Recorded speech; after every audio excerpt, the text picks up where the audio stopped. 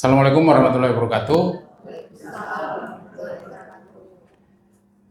Yang saya hormati Ibu Kasubag TU Puskesmas Kecamatan Kebonjeruk, Ibu Wansarya Bancin. Yang saya hormati Kasatpel UKP Dr. Handoko. Yang saya hormati Kasatpel UKM Pak Marjunanta SKM. Yang saya hormati WMM Ibu Dr. Gigi Ida. Yang saya hormati rekan-rekan pengadaan Dr. Suci dan Dr. Maya, semuanya PJ unit. Yang saya hormati juga Kepala Puskesmas Pembantu Kecamatan Kebonjeruk.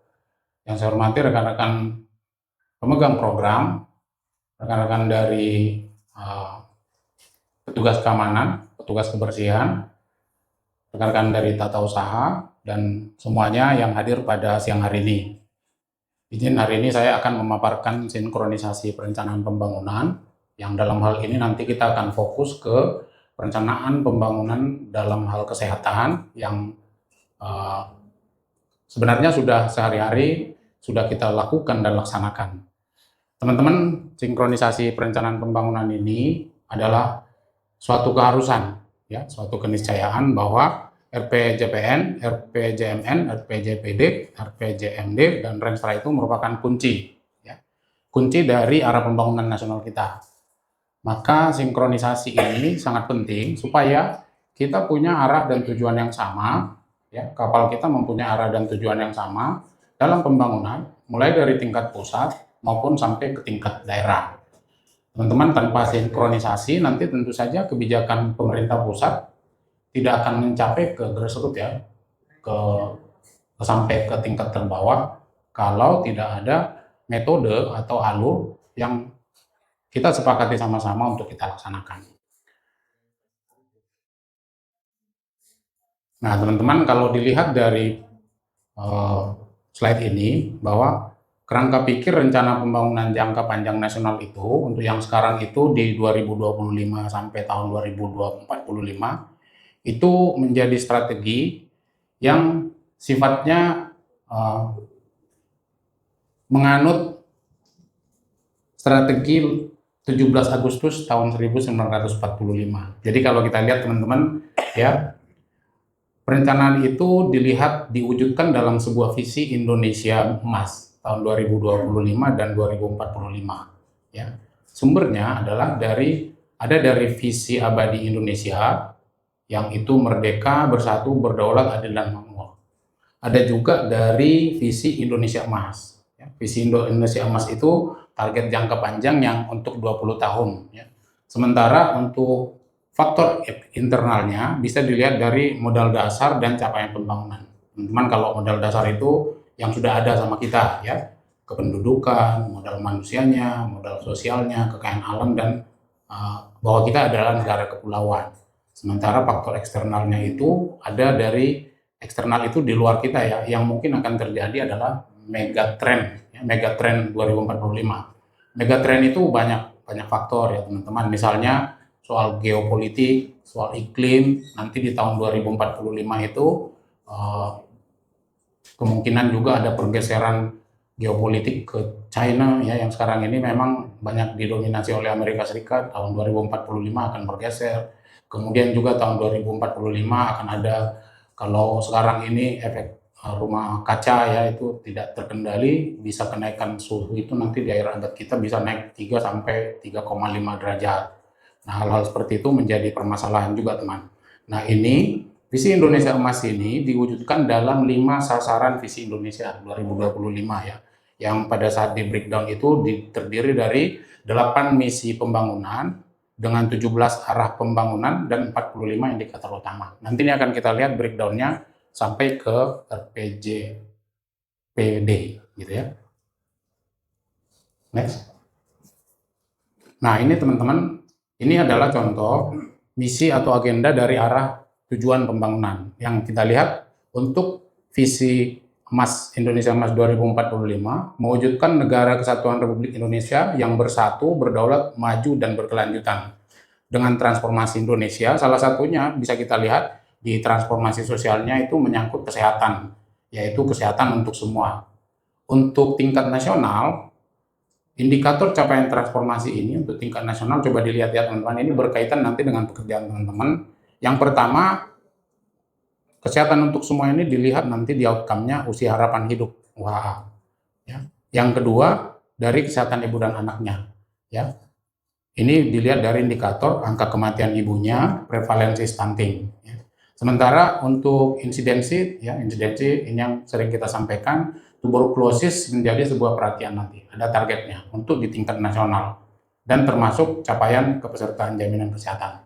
Nah, yang kita bicarakan sinkronisasi tadi, untuk tingkat provinsi, nanti akan kita lihat bagaimana provinsi kita itu mempedomani ya, perencanaan di tingkat nasional. Nah, ini teman-teman, ini keterkaitan antara dokumen perencanaan. Next. Nanti ini mungkin agak rame ya dilihat ya, tapi kalau diteruskan teman-teman bahwa perencanaan ini ada RPJPN namanya. RPJPN ini adalah rencana pembangunan jangka panjang nasional yang penanggung jawabnya sebenarnya Bappenas ya selama 20 tahun. Nah, bedanya kalau RPJPN ini gunanya isinya adalah menetapkan visi, arah kebijakan dan sasaran. Itu masih di tingkat nasional. Kalau untuk RPJMD, di sana itu sudah mulai ada rencana strategis. Jadi kita bedakan ya.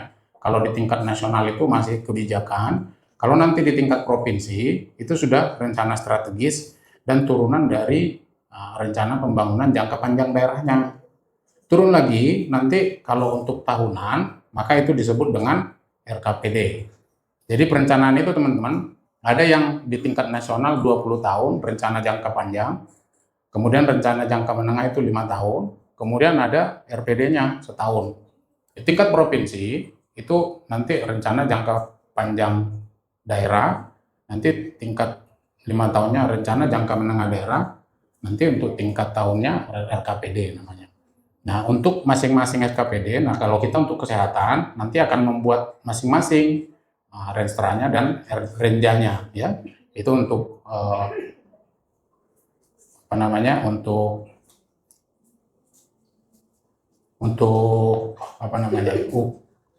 UKPD ya, untuk UKPD-nya. Jadi teman-teman, nah yang sehari-hari yang sudah kita lakukan perencanaan ini, teman-teman, bahwa penjabaran dari rencana pembangunan jangka menengah diteruskan nanti menjadi rencana tahunan. Nah, inilah yang kita masukkan di dalam kegiatan-kegiatan kita dan subkegiatan kita. Nah, itu sistemnya. Nah, ini kita coba lihat selanjutnya arsitektur RPJPD. Lanjut, Bang. Ya. Nah, arsitekturnya ini yang tadi. Kalau kita lihat dari atas tadi, untuk tingkat nasional ada arsitekturnya, maka arsitektur RPJPD di provinsi kita juga diisi dengan 8 sasaran visi, kemudian ada dari 5 sasaran visi, kemudian 8 sasaran misi, 17 transformasi dan sasaran pokok, dan 45 indikator utama. Sekarang kita lihat untuk kesehatan. Next. Untuk kesehatan, sasaran visinya tadi ada masuk di dalam 5. Untuk misi, sasaran misi, kita lihat di transformasi sosial. Di sana ada masyarakat Jakarta yang sehat dan menyeluruh. Ya. Jadi, disinilah kelihatan ada sinkronisasi antara dari pusat sampai ke provinsi dulu nih. Nah, sekarang dengan kesehatan, kita Dinas Kesehatan mengambil sasaran misi ini. Kita lihat kalau di RPJMD-nya, bahwa sasaran misi kita dengan indikator utama pembangunan ada yang tadi masih sinkron dengan yang dari pusat. Yang pertama, next indikator utama pembangunan, usia harapan hidup. Ya, ini kan masuk ke teman-teman nih. Jadi kalau teman-teman nanti untuk membuat perencanaan, ini menjadi output, menjadi outcome dari kegiatan-kegiatan output kita nanti, mendukung pencapaian outputnya, outcome-nya ya. Kemudian kesehatan ibu dan anak. Kemudian juga yang ketiga, penanganan penyakit menular dan tidak menular. Nah, ini teman-teman TB, kemudian obesitas, diabetes, itu sudah menjadi perhatian nih teman-teman. Jadi teman-teman yang PTM dan penyakit menular, ini ada targetnya di indikator utama pembangunan. Next. Sekarang kita lihat untuk Dinas Kesehatan. Ya. Untuk Dinas Kesehatan sendiri, dalam proses pembuatan Renstra, next, bisa dilihat indikator kinerja utama kita itu ada yang tadi, kembali kita ambil lagi yang dari provinsi, usia harapan hidup dan UHC. Tadi kan ada ya. Kemudian dengan permasalahan-permasalahan atau isu-isu aktual terkait dengan kesehatan ibu dan anak, bayi baru lahir dan kesehatan reproduksi, penyakit menular, penyakit tidak menular, dan kapasitas pelayanan kesehatan. Ini soal tadi yang UHC ya. Nah, isu-isunya teman-teman, isu yang sekarang menjadi tantangan, ini yang ada sekarang nih, ya, baik itu terkait TBC, terkait kesehatan jiwa, hipertensi dan diabetes, DBD, sanitasi, keamanan pangan, ruang terbuka hijau, gaya hidup masyarakat, pengetahuan stunting, status gizi, rumah sakit, puskesmas, digitalisasi, dan hospitality. Hospitality teman-teman. Jadi hospitality juga menjadi tantangan pembangunan kesehatan. Sehingga dari sini isu-isunya bisa kita lihat. Nanti ini yang harus teman-teman, isu ini yang harus kita tujukan di dalam perencanaan kita di tingkat puskesmas ya, untuk mendukung atau kita mempedomani dari isu aktual yang ada di isu strategis yang ada di tingkat provinsi. Pertama terkait pengendalian penyakit menular dan tidak menular ya. Isu apa? Sebenarnya banyak nih, tapi yang paling diperhatikan sekarang ini terutama adalah kasus TB, HIV, DBD, kesehatan jiwa, kemudian hipertensi dan diabetes, dan kejadian-kejadian faktor risiko lain di PTM. Ya. Sementara kalau untuk transformasi pelayanan kesehatan ada terkait ILP. Nah, teman-teman kan ada juga tim ILP di sini ya, PJ-PJ cluster, kemudian transformasi layanan rujukan ya dari UKP-nya, kemudian surveillance kesehatan, inefisiensi pengadaan obat, ya ini menjadi isu. Ya, ini ada kaitannya nanti di metode atau manajemen farmasi. Ya. Kemudian potensi resistensi antimikroba termasuk juga ya teman-teman. Rendahnya implementasi green building. Nah, keterkaitannya ada juga ya teman-teman, walaupun ini bukan program, tapi ini sudah menjadi perhatian. Kemudian kebutuhan layanan kesehatan jangka panjang dan inklusif. Artinya teman-teman, pelayanan kesehatan ini tidak lagi menyasar lokus-lokus tertentu ya, tetapi secara menyeluruh dan inklusif ya. Kemudian digitalisasi dan tata kelola SDM. Ya. Kemudian isu strategis lain adalah peningkatan kualitas kesehatan lingkungan, ada terkait PHBS, ya, STBM, kemudian perubahan iklim ya. Dan 456 selanjutnya yaitu PHBS-nya, peran serta masyarakat dan kebijakan tata kelola. Jadi teman-teman, kalau kita lihat dari isu strategis ini, inilah yang nanti kita breakdown menjadi sebuah kegiatan atau kegiatan seperti yang kita buat contoh satu nih, ya next. Misalnya untuk pengendalian penyakit menular dan tidak menular. Tadi isu strategisnya kan terkait TB, ya, terkait DM dan hipertensi. Maka ada beberapa rekomendasi strategi yang diambil. Strategi itu berada di tingkat provinsi. Nah, untuk di tingkat kita, itulah yang nanti kita wujudkan di dalam kegiatan dan subkegiatan. Ya. Jadi capaian yang ada kita lakukan, kegiatan yang kita lakukan, capaian-capaian yang didapat adalah berupa output. Yang harapannya output itu nanti secara bersama-sama dengan output-output yang lain, bahkan output-output di luar SKPD kita akan menuju ke outcome yang kita harapkan. Contohnya, teman-teman, misalnya stunting. Ya. Stunting itu salah satu indikator dari kita kan, misalnya melaksanakan pengukuran, kemudian melakukan perawatan, kemudian kita juga melakukan rujukan, sampai melakukan PMT. Ya. Tapi dalam isu stunting itu sebenarnya kesehatan itu perannya 30%. Yang spesifiknya 30%. Sementara yang 70%-nya yang sensitif itu berada di UKPD beda. Misalnya di kesehatan lingkungan. Ya, misalnya di hal-hal lain yang di luar kesehatan. Jadi, yang kita lakukan di tingkat kesehatan ini sebenarnya outputnya itu belum akan secara mutlak nanti menghasilkan outcome yang diharapkan tadi tentang pemberantasan atau penanganan stunting. Nah, ini yang perlu ditanamkan ke teman-teman bahwa di luar sana itu sebenarnya masih ada hal-hal lain yang di luar domain kita. Nah, apa tujuan perlu disampaikan ini teman-teman? Dalam proses perencanaan kita, dalam proses mulai dari perencanaan maupun pelaksanaan, memang kita harus butuh koordinasi dengan UKPD yang ada di sekitar kita teman-teman. Itulah gunanya kita melaksanakan Lokakarya Mini tribulanan ya. Di sana kita nanti akan menyampaikan permasalahan dan dukungan-dukungan dari UKPD yang berbeda terkait kegiatan yang kita laksanakan. Itu misalnya terkait stunting. Tadi terkait kesehatan lingkungan misalnya, dalam hal ODF misalnya, kita mungkin tidak sampai 30% ya. Sisanya itu nanti melekat pada unsur masyarakatnya, unsur SDA-nya, mungkin Kesling LH-nya, mungkin juga UKPD lain untuk mendukung bagaimana kesehatan lingkungan yang sehat gitu ya. Ya, jadi teman-teman, ini yang harus teman-teman ingat bahwa secara sinkronisasi dari atas, dari pusat sampai ke tingkat yang paling rendah harus ada benang merahnya, tetapi juga secara horizontal kita juga harus saling mengisi sehingga outcome yang kita harapkan nanti akan diharapkan bisa mencapai tujuan dari sisi outcome-nya. Ya.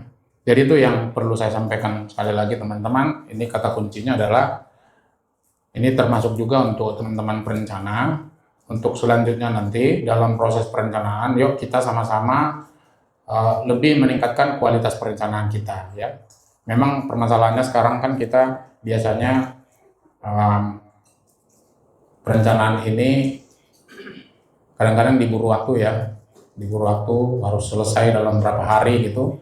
Tetapi mungkin perlu kita ambil strategi untuk ke depan, mumpung ini akhir-akhir tahun kita masih mungkin akan membuat perencanaan di 2027 nanti ya, di akhir tahun. Coba dari sekarang teman-teman sudah mempelajari RPJMD ini ya, indikator-indikator mulai isu strategis, kemudian rekomendasi strateginya, kemudian kira-kira program atau kegiatan apa yang bisa kita lakukan supaya kita rencana-rencana kegiatan kita tidak kopas lagi ya. Tadi udah kelihatan ya bahwa misalnya untuk farmasi saja di situ ada item-item yang sifatnya mungkin menurut kita selama ini belum kita jangkau ya, tapi harus kita lakukan. Bagaimana inefisiensi farmasinya, bagaimana memastikan tidak ada salah obat, bagaimana memastikan manajemen mulai dari perencanaan pengadaannya sampai nanti pemantauan distribusinya sampai pencatatan pelaporannya, handlingnya bagaimana. Itu salah satu ya. Apalagi yang program dengan situasi sekarang memang cukup kompleks, maka teman-teman perencanaan kita harus lebih berkolaborasi. Sekarang kan kita ini seperti yang sering saya sampaikan juga banyak efisiensi. Ya. Efisiensi itu sebenarnya tidak hanya bicara untuk mengurangi kegiatan, tetapi bagaimana kita mengkolaborasikan beberapa kegiatan yang beririsan teman-teman. Ya. Kalau selama ini misalnya ada kegiatan yang berjalan sendiri masing-masing, barangkali ada kegiatan yang dengan sasaran yang sama, kita bisa sama-sama turun. Gitu. Misalnya gizi dan KIA, dengan sasaran nanti bayi balita mau turun, mungkin sekali turun itu sudah efisiensi teman-teman. Ya. Termasuk juga misalnya lansia ya. Misalnya dari sisi penyakit degeneratifnya, masuk juga nanti dari sisi jiwa dan psikologinya, masuk juga nanti dari sisi UKP-nya untuk pelayanan kesehatannya, sekali datang berarti sudah efisiensi juga. Jadi nanti teman-teman di dalam perencanaan itu kita harus lebih jeli nanti dengan lebih mensinkronkan dan mengkolaborasikan rencana kegiatan kita. Harapannya sih tidak mengurangi kegiatan, tetapi yang irisan kita gabungkan. Ya. Jadi teman-teman ini kita harus punya kejelian nanti. Ya. Jangan merasa kalau nanti sudah ada efisiensi, ada kegiatan yang tadinya ada jadi nggak ada gitu. Justru kita harus mencari peluang di mana nih yang bisa sama. Tinggal disepakati siapa PJ-nya, gitu ya. Kalau anggarannya melekat di gizi, nanti yang kayanya nebeng gitu. Untuk kegiatan yang lain melekat di kaya, gizinya nebeng gitu. Itu menjadi ini buat kita ya untuk ke depan. Ya saya kira itu dulu penyampaian saya terkait sinkronisasi perencanaan pembangunan ini. Mudah-mudahan ini bisa kita pedomani sama-sama. Ini hanya pengantar, teman-teman. Nanti selanjutnya kita akan mempedomani ini supaya lebih mantap lagi, ya. untuk di tingkat masing-masing klaster barangkali ini nanti perlu kita elaborasi lagi teman-teman, masing-masing berdasarkan isu strategis ya. Supaya jangan ada isu strategis yang dari rencana Renstra Dinas Kesehatan ini yang tidak masuk di dalam perencanaan kegiatan kita, baik itu yang sifatnya kegiatan yang beranggaran maupun tidak beranggaran. Saya kira itu ya, termasuk terutama Kak Wid nanti sama Kak Titin memonitor ini di perencanaan kita di 2027 ya. Menjadi PR juga nih untuk teman-teman PJ Cluster dari perspektif clustering, kemudian UKM UKP dari perspektif UKM UKP ya.